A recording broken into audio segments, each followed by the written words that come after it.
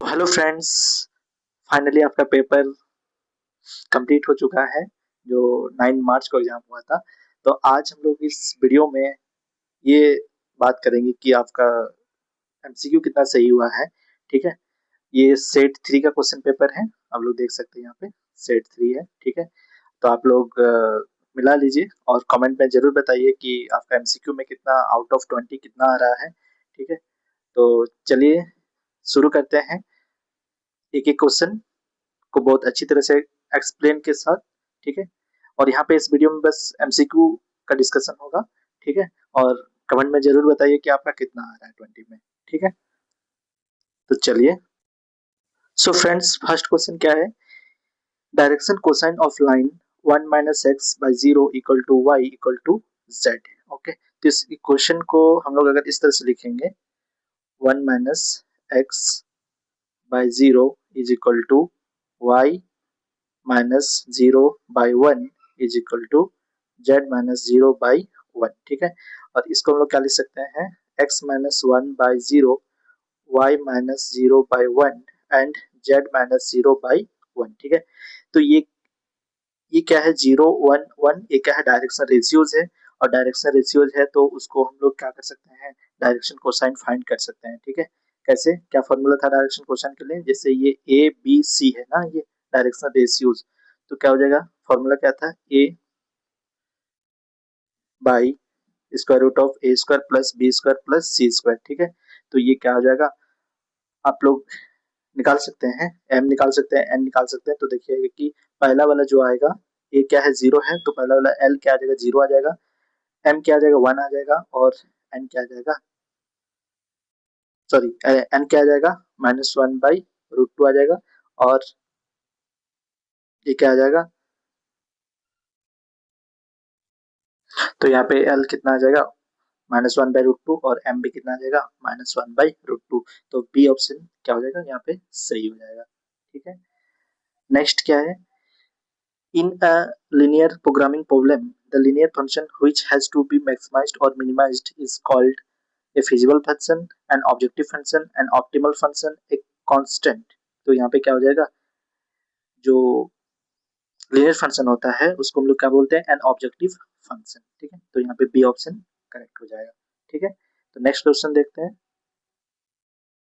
Question number 3, for a feasible region shown below, the non-trivial constant of the linear programming problem are। तो ये हमको क्या दिया है? ग्राफ दिया हुआ है, दो लाइन है इसमें। ठीक है ना, ये वाला एक है और ये वाला एक है, और बोल को चार ऑप्शन है। चार ऑप्शन में बताना है कि ये कौन सा नॉन ट्रिवियल कांस्टेंट क्या करेगा?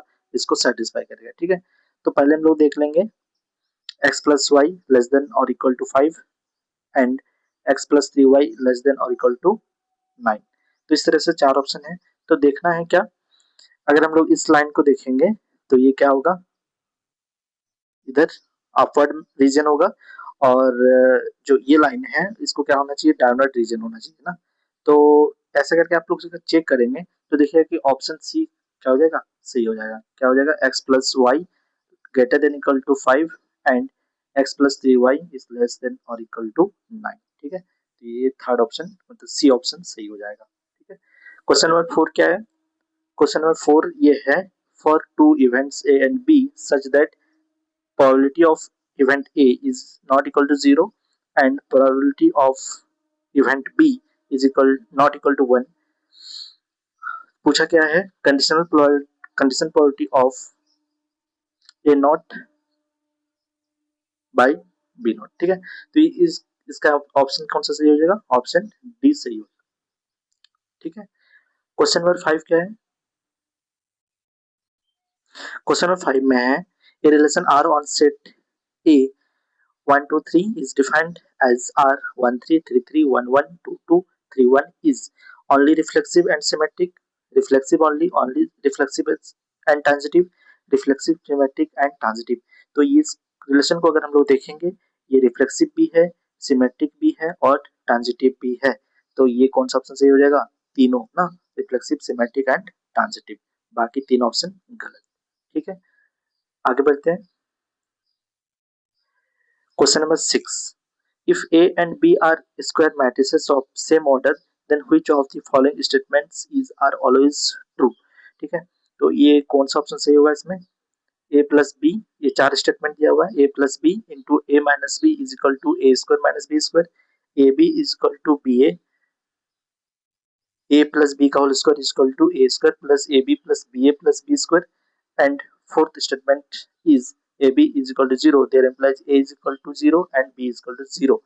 ठीक है, तो पहला ऑप्शन में अगर देखेंगे कि ए बी, ये क्वेश्चन हम मेरे शॉर्ट्स वीडियो में आप जाके देख सकते हैं कि बहुत अच्छी तरह से इसको एक्सप्लेन किया हूँ। ठीक है, तो आप लोग शॉर्ट वीडियो में जाइएगा और देख सकते हैं कि ये क्वेश्चन किस तरह से हम सॉल्व किए हैं। ठीक है, और पूरा एक्सप्लेनेशन किया हुआ है। तो इसका ऑप्शन क्या हो जाएगा? सी ऑप्शन करेक्ट हो जाएगा। ठीक है, next question number 7, if A is equal to 3/3 matrix है, 1 A B -1 2 C 0 5 3 is a symmetric matrix, then the value of 3a plus b plus c is, तो क्या हो जाएगा इसका वैल्यू? ये क्या है? सिमेट्रिक मैट्रिक्स है। ठीक है, सिमेट्रिक मैट्रिक्स हम लोग जानते हैं कि अगर कोई स्क्वायर मैट्रिक्स उसके ट्रांसपोज के साथ इक्वल होता है तो वो सिमेट्रिक मैट्रिक्स होता है ना। तो अगर ये सिमेट्रिक मैट्रिक्स है तो ए का वैल्यू -1, बी का वैल्यू 0 एंड सी का वैल्यू 5, तो पुट कर देंगे यहाँ पे, तो हम लोग को क्या मिल जाएगा? आंसर 2 आ जाएगा। तो ऑप्शन ए क्या हो जाएगा? सही हो जाएगा। ठीक है, उसी तरह से question number 8, if A is a matrix tan x cot x minus cot x tan x 2/2 matrix है and A plus A transpose equal to 2 times identity matrix, then value of x belongs to close interval 0 to pi by 2 is, ये question में मैं ये question और ये question number 7 8 और 6 भी shorts video में बहुत अच्छी तरह से एक एक करके एक्सप्लेन किया हुआ है, आप लोग जाके वहां पे देख सकते हैं। ठीक है, तो ये 7 नंबर क्या है? इसका ऑप्शन पाई बाई 4 यानी ऑप्शन सी क्या हो जाएगा? सी हो जाएगा। ठीक है, बहुत ही इजी पूछा था मैट्रिक्स से। ठीक है, 9 नंबर जो क्वेश्चन है, for a square matrix a 3 times of a का होल इनवर्स ना, तो इसका एक प्रॉपर्टी होता है कि कोई अगर के स्केलर है, नॉन जीरो स्केलर है और उसके साथ कोई मैट्रिक्स स्केलर टाइम्स है, ठीक है ना, और उसका अगर हम लोग इनवर्स निकालते हैं तो क्या हो जाएगा? यहाँ पे के क्या होना चाहिए? नॉन जीरो स्केलर होना चाहिए। ठीक है, तो इसमें क्या होता है? के का इनवर्स और ए का इनवर्स, तो 1 3 3 का इनवर्स और ए का इनवर्स। ठीक है, यानी 1/3 और ए इनवर्स। ठीक है, तो ऑप्शन सी यहाँ पे सही होता है। ठीक है ना। हाँ, ये क्वेश्चन थोड़ा सा लेंथ दिया था। ठीक है, डिटर्मिनेंट, ये इसमें दो रूट आएगा, ए का वैल्यू 2 आएगा तो उसका सम निकालने बोला था ना, तो ये कम्प्लेक्स रूट आता, तो कम्प्लेक्स रूट में जो आयोटा पार्ट होगा अगर हम लोग उसको सम करेंगे तो आयोटा पार्ट कैंसिल हो जाता है और उसमें -2 और -2 बचता है, तो -4 आंसर हो जाता है इसका। ठीक है ना, 10 नंबर। इस तरह से 11 का कौन सा सही हो जाएगा? Option D. ठीक है, तो एक एक का सॉल्यूशन हम शॉर्ट्स वीडियो में अपलोड कर रहे हैं, तो आप लोग वहां पे जाके देख सकते हैं मेरे शॉर्ट्स वीडियो में। ठीक है ना, नेक्स्ट क्वेश्चन 12 नंबर, इंटीग्रेशन, बहुत इजी इंटीग्रेशन पूछ दिया था। ठीक है, ये क्या हो जाएगा इसमें? ऑप्शन डी सही हो जाएगा, log 1 plus log of mod of 1 plus sine x plus c. ठीक है, और ये 13 क्वेश्चन मैक्सिमम मिनिमा से एप्लीकेशन ऑफ डेरिवेटिव से पूछा गया था और ये बहुत इजी था। 13 का क्या होगा? ऑप्शन सी हो जाएगा। पहले इसमें क्या करेंगे? फर्स्ट डेरिवेटिव क्रिटिकल पॉइंट निकालेंगे, क्रिटिकल पॉइंट निकालने के बाद हम लोग डबल डेरिवेटिव जो क्रिटिकल पॉइंट आएगा उसको चेक करेंगे, अगर उसका वैल्यू अगर नेगेटिव आया तो लोकल मैक्सिमम, अगर पॉजिटिव आया तो लोकल मिनिमम। ठीक है, तो local minimum local maximum value is -2, ये सही हो जाएगा, बाकी सारा ऑप्शन गलत। ठीक है, क्वेश्चन नंबर 14, क्वेश्चन नंबर 14 का क्या हो जाएगा?